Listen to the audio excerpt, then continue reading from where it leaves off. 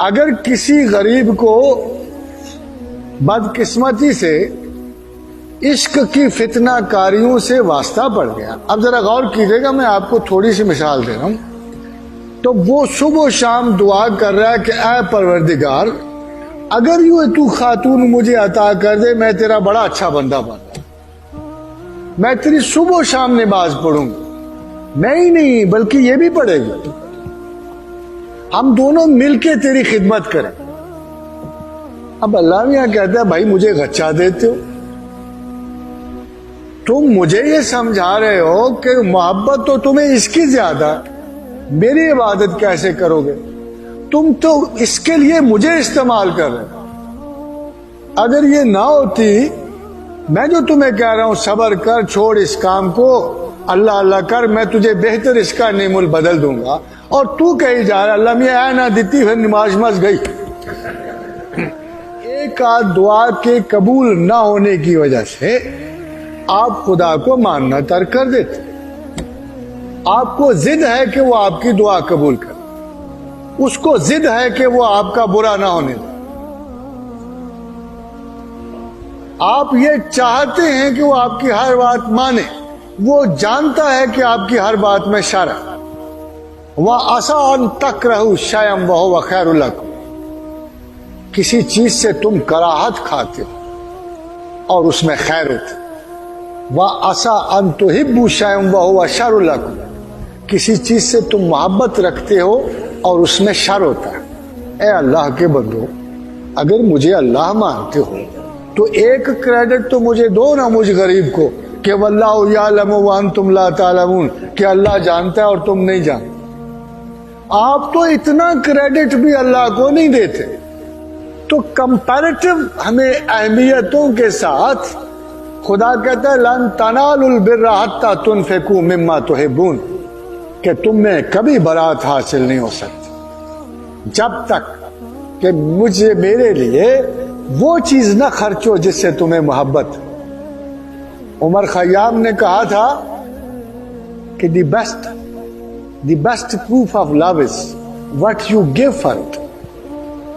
اگر کوئی محبت کے لیے جان دے گا تو آج بھی عاشق نامراد کی طرح زندہ ہے،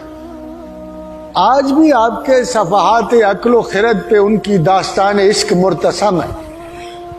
آج بھی آپ کے جذبات پہ وہ شبنم کے قطرات کی طرح سکون آور ہے۔ مگر جس کو خدا سے محبت ہے وہ شیریں سے محبت تو نہیں نہ کر سکتا۔ تیسے بغیر مر نہ سکا کوہ کا ناسد، سرگشتہ خمار و رسوم و قیوت۔ تیسے بغیر مر نہ سکا کوہ کا ناسد، سرگشتہ خمار رسوم و قیوت۔ ہم آج تک خدا کے بارے میں ہمیں خوف آتا ہے اس سے محبت کرنے میں، ہم اس سے خوف کے متقی، ہم اللہ کے خوف کے متقی ہونا چاہتے ہیں۔ بندگان خدا، اگر ASI آپ کے دروازے پہ آ کے کھڑا ہو جائے اور کہے کہ صاحب حضور قبلہ بڑے احترام سے کہے کہ آپ کو کل تھانے آنا ہوگا، تو بخدا میں بڑے سے بڑے آدمی کو جانتا ہوں اس کو رات نیند نہیں آئے گی۔ اگر دنیا کے ایک معمولی سے کارندے کا خوف آپ سے سہارا نہیں جاتا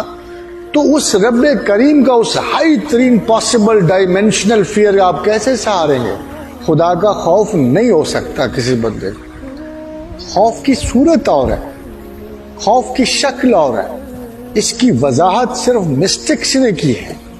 کہ اس بات سے ڈرو کہ تم خدا کی محبت سے دور نہ ہو جاؤ۔ ڈر یہ ہے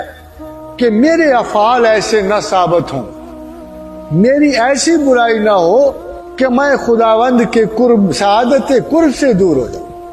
مجھ سے ایسے افعال زرزن نہ ہو کہ خدا جیسے قرآن میں کہتا ہے کہ اس نے اگر مجھے بھلا دیا میں نے اسے بھلا دیا۔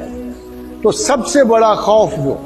سینہ انسان میں خدا کی محبت کے بارے میں اٹھتا ہے وہ صرف ایک ہے کہ اے پروردگار ہم سے ایسے افعال سرزد نہ ہوں جن سے تو ہمیں بھلا دے اور جن سے ہم تیری محبت سے دور ہو جائیں۔ ایک مسٹک کی اپروچ جو ہے، اب سنیے ذرا، قرآن کی وضاحتیں آپ نے بڑی سنی ہوں گی، بڑی بڑی وضاحت۔ شیخ عبد القادر جیلانی کی بھی ایک آیت قرآنی کی وضاحت سن لیجیے،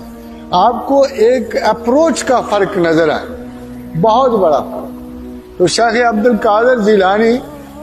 وضاحت فرماتے ہیں ملکہ سبا کی ان آیات کی کہ ملکہ سبا مشورہ لیتی کہ اصحاب مشورت آؤ مجھے بتاؤ تو صحیح، آج ایک خط آیا ہے، اس خط کا عنوان ہے انہو من سلیمان انہو بسم اللہ الرحمن الرحیم، مگر جو طریقہ خط کے آنے کا ہے